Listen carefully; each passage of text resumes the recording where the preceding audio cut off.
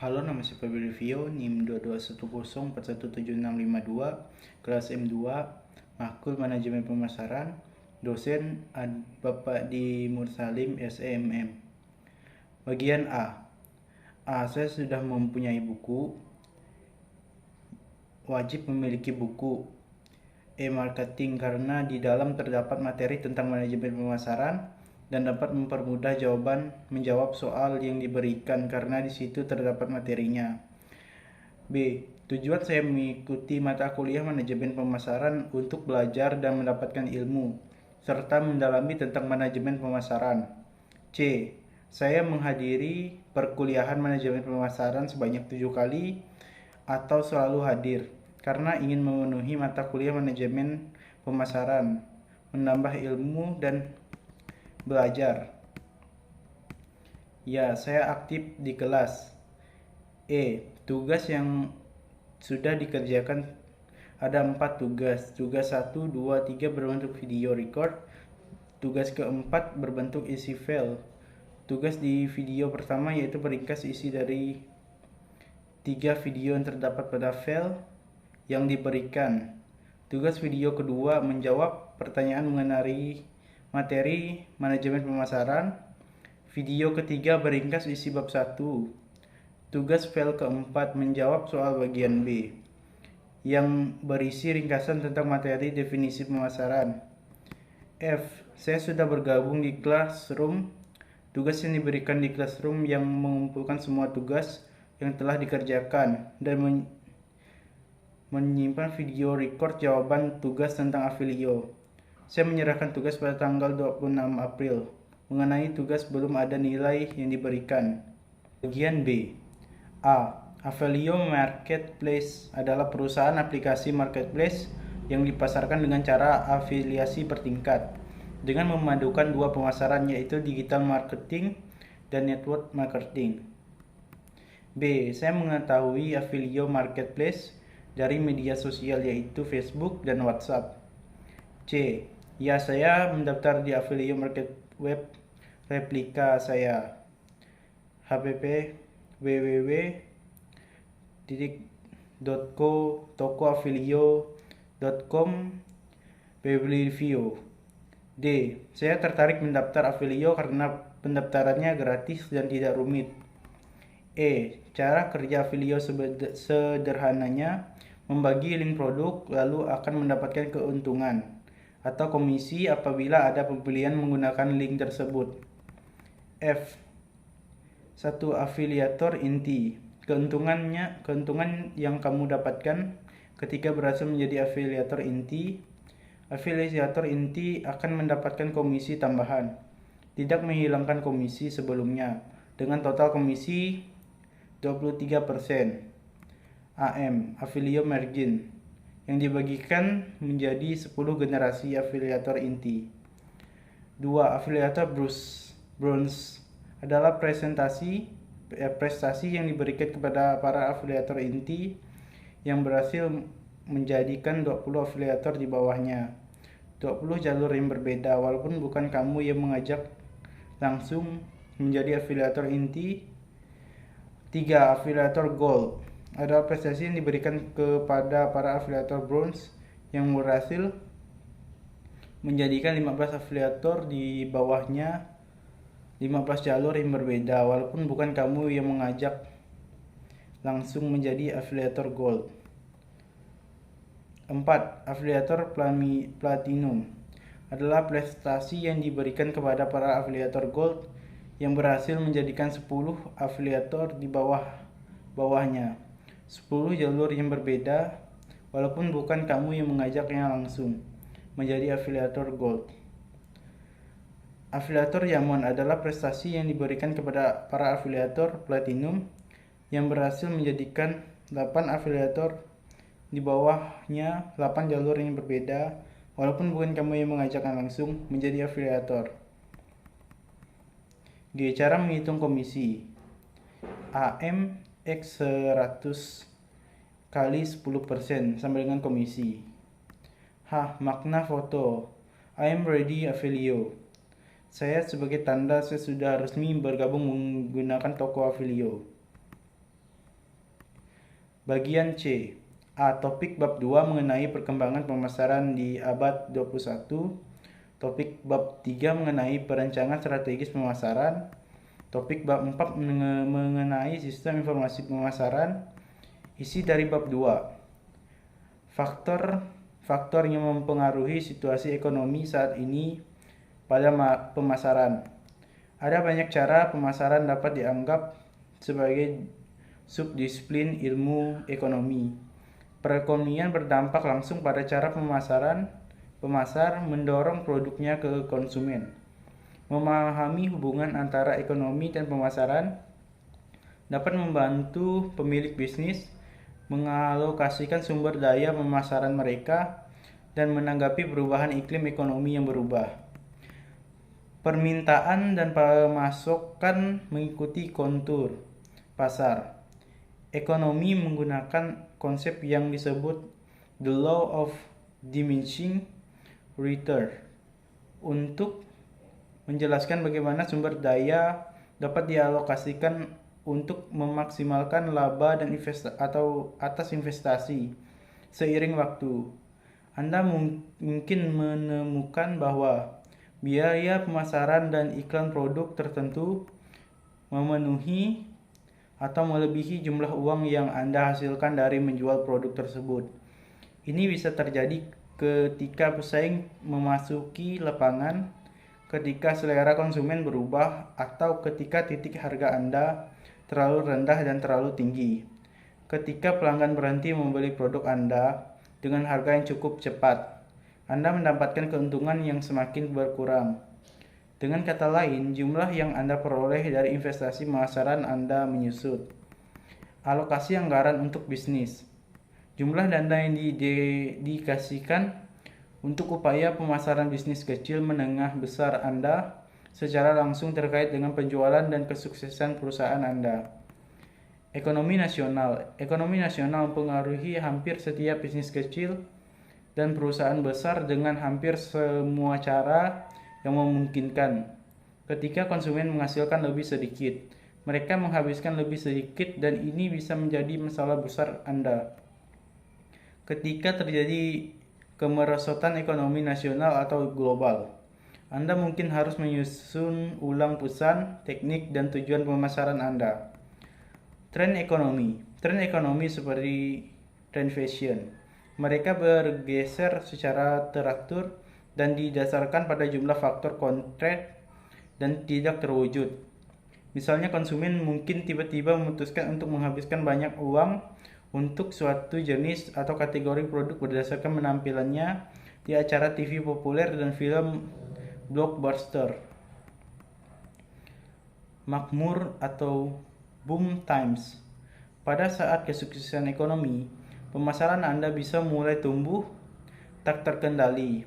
Ketika peningkatan pemasaran membawa peningkatan penjualan, banyak bisnis kecil terguna untuk melipat gandakan upaya mereka dengan harapan menciptakan efek bola salju. Yang sering terjadi dalam kasus ini adalah hilangnya pesan dan hilangnya transaksi persaingan. Bagian dari menanggapi perubahan ekonomi berurusan dengan pesaing Anda, kecuali Anda sangat beruntung. Bisnis Anda tidak mau harus berurusan dengan pesaing yang menawarkan produk serupa dengan harga yang sama atau bahkan lebih rendah. Ultimitas ekonomi. Teori ultimitas ekonomi menyatakan bahwa konsumen akan membeli barang-barang yang meningkatkan kepuasan pribadinya. Utilitas ekonomi sangat membantu untuk menjelaskan mengapa produk mewah dan barang kelas atas mendominasi pasar. Perubahan industri.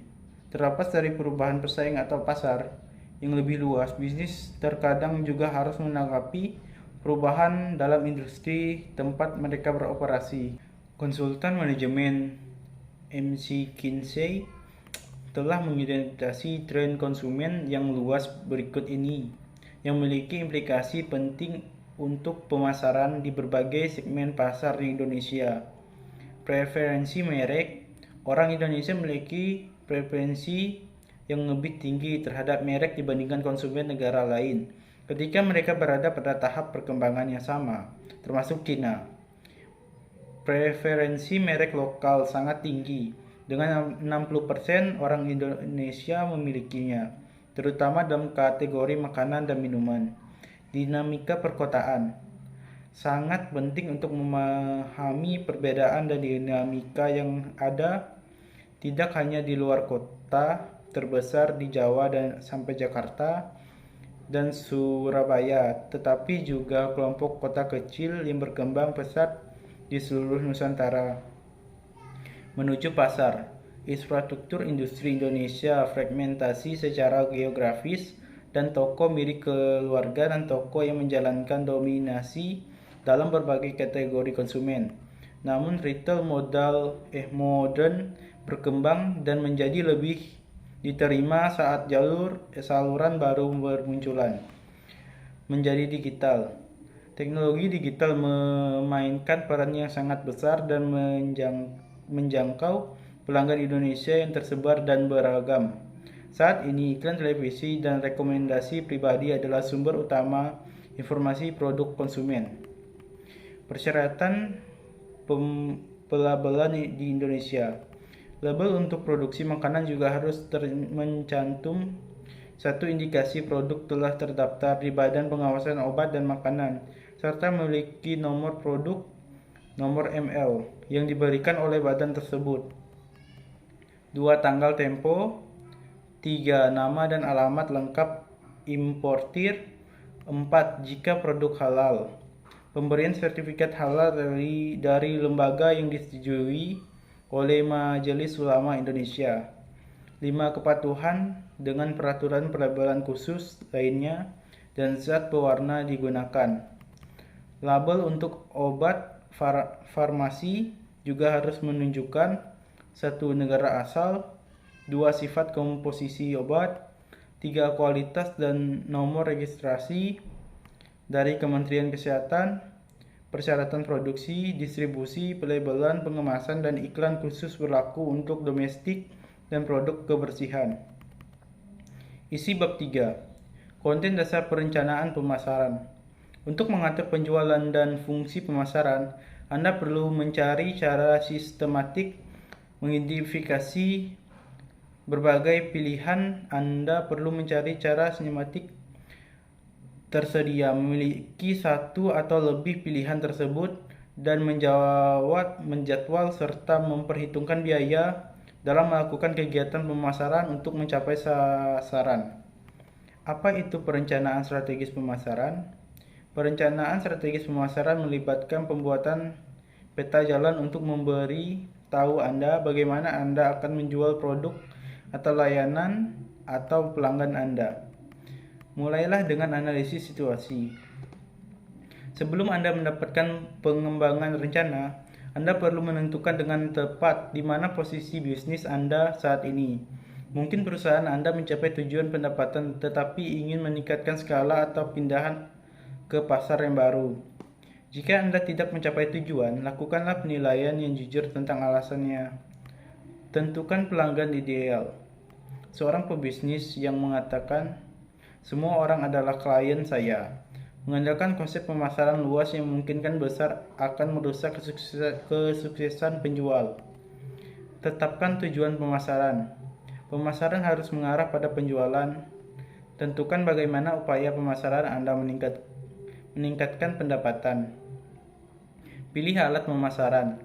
Setelah Anda mengenal pelanggan Anda dan apa yang ingin Anda lakukan, tentukan metode pemasaran Anda.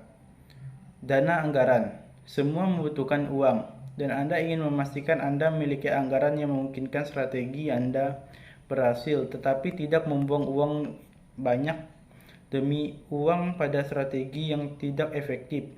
Tetapkan anggaran untuk setiap strategi. Arti penting perencanaan pemasaran. Tidak dipungkiri bahwa perencanaan pemasaran penting. Kemampuan Anda untuk memperoleh keuntungan penjualan ditengaruhi oleh ratusan faktor internal dan eksternal yang saling berinteraksi dalam cara yang kompleks. Keuntungan penjualan dapat disimpulkan dalam 4 poin berikut. 1. Memaksimalkan pendapat revenue. 2. Memaksimalkan keuntungan. 3. Memaksimalkan returns of investment. 4. Dan meminimalkan biaya. Proses perencanaan pemasaran. Proses perencanaan pemasaran berkaitan dengan pedoman mengenai peluncuran suatu produk dan menjadikan best seller dalam kurun waktu tertentu. Perencanaan ini sebenarnya berkaitan dengan semua strategi dan kebijakan yang diadopsi oleh manajer untuk menjual produk mereka di pasar dan mencapai target penjualan dalam kerangka waktu yang ditentukan. Isi bab 4. Fungsi manajemen. Jelaskan sistem informasi yang mengklaim mendukung manajer tidak dapat dibangun kecuali seseorang memahami apa yang dilakukan manajer dan bagaimana mereka melakukannya. Model klasik dari apa yang dilakukan manajer yang didukung oleh penulis pada tahun 1920-an, seperti Henry Fayor. Meski secara intuitif menarik, memiliki nilai terbatas sebagai bantuan untuk desain sistem informasi. Model klasik mengidentifikasi 5 fungsi berikut sebagai parameter dari apa yang dilakukan manajer: perencanaan, pengorganisasian, koordinasi, memutuskan, mengontrol. Misalnya model perilaku menggambarkan 5 karakteristik manajerial. 1. Volume tinggi, pekerjaan kecepatan tinggi. 2. Variasi, fragmentasi, singkatnya. 3. Preferensi masalah saat ini, ad hoc, spesifik. 4. Jaringan interaksi yang kompleks, kontaks. 5. Preferensi yang kuat untuk media verbal. Peranan manajerial.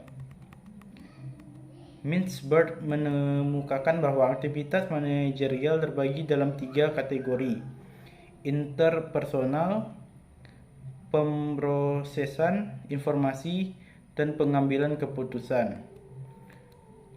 Peranan interpersonal yang penting adalah sebagai fitur kepala organisasi. Kedua, seorang manajer bertindak sebagai pemimpin, berusaha untuk memotivasi bawahan. Terakhir, manajer bertindak sebagai penghubung antar berbagai tingkatan organisasi dan di dalam setiap tingkatan diantaranya tingkat tim manajer. Pengambilan keputusan. Pengambilan keputusan sering dilihat sebagai pusat dari apa yang dilakukan manajer, sesuatu yang menyita sebagian besar waktu manajer. Ini adalah salah satu bidang yang paling ingin dipengaruhi oleh sistem informasi dengan keberhasilan yang beragam. Pengambilan keputusan dapat dibagi menjadi 3 jenis: strategi, pengambilan manajemen, dan pengendalian operasi. Komponen sistem informasi pemasaran. Sistem informasi pemasaran dimaksud untuk menyatukan item data yang berbeda di dalam badan informasi yang koheren. Sistem informasi pemasaran seperti yang akan segera terlihat, lebih dari sekedar data atau informasi mentah yang sesuai untuk tujuan pengambilan keputusan sistem. Informasi pemasaran juga menyediakan metode untuk menafsirkan informasi yang disediakan oleh sistem informasi pemasaran. Pentingnya sistem informasi pemasaran. Sistem informasi pemasaran telah menyederhanakan tugas pengambilan keputusan bagi para manajer pemasaran dan juga menyediakan alat yang berguna untuk perencanaan strategis kegiatan bisnis. Mengisi kesenjangan informasi, sistem informasi pemasaran memfasilitasi perusahaan yang terlibat dalam retail global dan praktik perdagangan internasional lainnya. Tujuannya adalah untuk memenuhi kebutuhan informasi mereka dan menyadari skenario di seluruh dunia, memvalidasi pengambilan keputusan. Ini adalah alat yang berguna untuk pengambilan keputusan di masa depan yang melibatkan keputusan terkait strategis, operasional, dan pengendalian. Perencanaan pemasaran sistem informasi pemasaran menilai permintaan pasar dan penjualan prospektif untuk memastikan perencanaan yang efektif dari operasi pemasaran. Bersaing atas faktor non-harga. SIM digunakan untuk mengadopsi strategi persaingan non-harga. Ini memfasilitasi citra merek, penyesuaian produk, diferensi produk, hubungan masyarakat, pelayanan. Tambahan DLL untuk mempertahankan konsumen tanpa perang harga apapun. Pembuatan dan pemenuhan permintaan. Ini juga memberikan informasi tentang kebutuhan pelanggan. Dengan demikian membangkitkan kebutuhan akan produk-produk yang diinginkan oleh pikiran bahwa sadar konsumen melalui riset pasar dan kemudian memenuhi kebutuhan tersebut dalam kenyataan. Menghemat biaya dan waktu. Sistem informasi pemasaran menargetkan area masalah dan mengambil keputusan yang ingin untuk menghindari pemberosotan waktu, biaya, dan upaya aktivitas yang tidak perlu. Pencatatan data secara sistematis. Ini menyediakan peraturan yang teratur dari data yang dikumpulkan untuk memberikan informasi yang berguna untuk perencanaan pemasaran dan pengambilan keputusan lebih lanjut. Evaluasi dan pengendalian yang lebih baik. Sistem informasi pemasaran membantu memantau dan mengevaluasi operasi dan program pemasaran. Ini juga memungkinkan untuk mengambil tindakan korektif jika tidak memperoleh hasil yang diinginkan, mengatasi lingkungan pemasaran dan tren. Ini secara teratur mengawasi setiap tren yang berubah dalam lingkungan ekonomi, politik, teknologi, dan persaingan.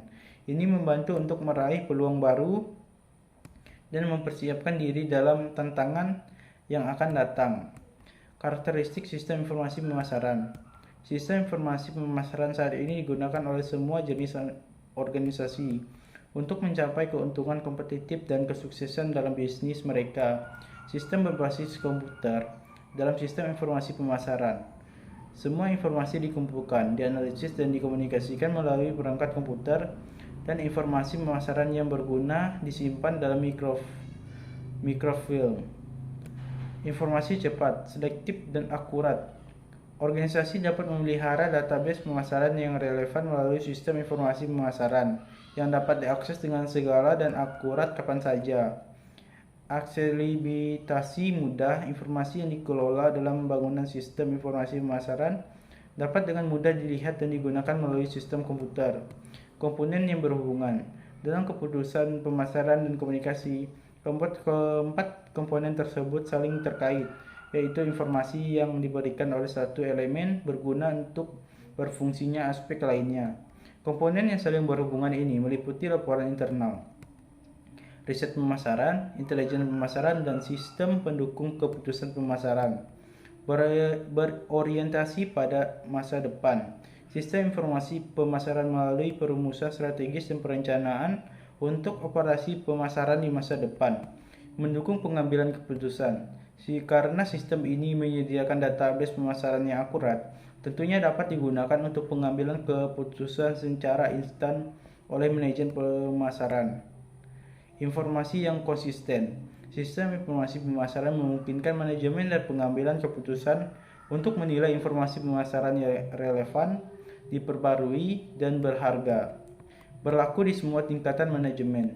Setiap manajemen menggunakan sistem informasi pemasaran untuk memutuskan strategi, rencana, kebijakan, dan prosedur pemasaran yang disiapkan di semua tingkatan manajerial. B. Menurut Philip Kotler, manajemen pemasaran adalah analisis, perencanaan, implementasi, dan pengendalian program yang direncanakan untuk menganalisis pertukaran yang diinginkan dengan pasar sasaran untuk tujuan mencapai organisasi. Jadi bisa dikatakan bahwa manajemen pemasaran adalah tugas penting dan kreatif untuk memberikan keputusan kepada konsumen dan dengan demikian menghasilkan laba melalui permintaan konsumen pemasaran atau afiliasi. Manajemen pemasaran mengacu pada filosofi yang digunakan oleh bisnis untuk mengarahkan upaya pemasaran mereka. Terlebih khusus konsep pemasaran menunjukkan filosofi yang digunakan bisnis untuk mendefinisikan dan memenuhi kebutuhan pelanggannya, melayani konsumen dan perusahaan. Filosofi atau konsep yang sama dengan pemasaran, tidak serta-merta dapat membantu semua jenis bisnis. Jadi beda jenis bisnis besar juga filosofi manajemen pemasaran atau merta bisa menerapkan konsep pemasaran. Karena itulah pemasaran dinyatakan sebagai sebuah seni. Untuk membahas hal ini akan diuraikan dalam bentuk penjelasan atau contoh perusahaan yang menerapkan pemasaran serta kelemahan dari masing-masing konsep. C. Menurut saya marketing mempengaruhi kehidupan di masa mendatang karena dapat menghubungkan sebuah brand dengan calon konsumen. Dan agar bisa terhubung dengan baik, tentunya di dalam marketing harus terdapat proses identifikasi seperti kebutuhan calon pelanggan serta bagaimana cara perusahaan untuk memenuhi kebutuhan pelanggan tersebut. D. Konsep produksi. Fokus pada produk yang efisien dan menghasilkan produk dengan biaya rendah. Konsep ini cenderung mengabaikan kebutuhan dan keinginan pelanggan. Konsep produk pada kualitas produk, desain dan ciri-ciri yang unik. Konsep ini menganggap bahwa produk dan berkualitas dan akan menarik pelanggan tanpa memperhatikan keinginan dan kebutuhan pelanggan. Konsep penjualan. Fokus pada penjualan aktif dan promosi produk. Konsep ini mengasumsi bahwa konsumen tidak akan membeli produk tanpa dorongan dari perusahaan. Konsep pemasaran. Fokus pada memahami dan memenuhi kebutuhan dan keinginan pelanggan dengan menawarkan nilai yang lebih baik dari para pesaing. Konsep ini menekankan pada pembangunan hubungan jangka panjang dengan pelanggan. Bagian D. Jelaskan isi video tersebut. Apa pengertian manajemen pemasaran? Munculnya ilmu manajemen pemasaran, pengertian manajemen pemasaran dan kehidupan sehari-hari, maupun dalam persoalan maupun dalam kegiatan bisnis. Profesi manajer pemasaran di antara ilmu-ilmu manajer yang lain. Promosi manajemen pemasaran yang perlu kita ketahui dalam perusahaan. Sebutkan judul video tersebut. Apa itu ilmu manajemen pemasaran? Siapa pembicara tersebut? Dr. Ahmad Ikhwan Setiawan, SEMT. Apa yang Anda peroleh menonton video tersebut? Saya bisa memahami atau lebih tahu tentang memasarkan produk-produk lewat media-media yang konservatif, lewat teknologi sampai sekarang berkembang luar biasa yang disebut sebagai internet teknologi. Internet yang digunakan untuk memperluas jaringan pemasaran dan konsep-konsep luar biasa kita kenal ada di digital marketing dan e-commerce dan sebagainya. Bagaimana cara mempelajari manajemen pemasaran menurut pembicara? Menganalisis pemasaran seseorang pemasar harus mampu mengetahui karakteristik konsumen yang dituju. Dengan mengenalnya, maka master fokus pada target yang dituju. Seorang pemasaran harus mampu melakukan riset pasar. Semua data informasi berdasarkan data yang diperoleh di lapangan. Seorang pemasar mampu mengembangkan produk. Ingat bahwa setiap bisnis harus berkembang. Seorang pemasar harus mampu melakukan promosi dan komunikasi produk. Seorang pemasar harus mampu mendistribusi produk. Seorang pemasar harus mampu merancang pola yang prima. Seorang pemasar harus mampu menentukan harga pesaing. Sekian dari saya, terima kasih.